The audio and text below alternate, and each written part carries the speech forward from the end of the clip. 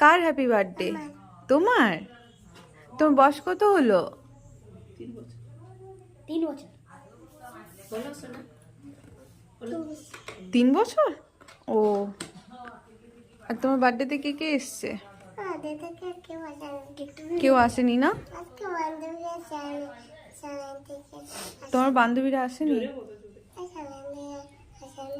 ও আচ্ছা আচ্ছা আচ্ছা আমরা বলবো তারপর। আচ্ছা।